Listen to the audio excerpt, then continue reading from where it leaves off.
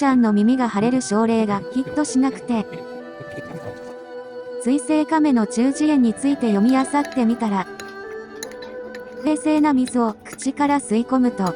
口腔と通じる管から中耳に入り込み、中耳炎を起こしてしまったりまたは、ビタミン A などの栄養不足からも中耳炎を起こしてしまうみたい。なのでビタミン A たっぷりの特製スクランブルエッグを与えていくよ音符。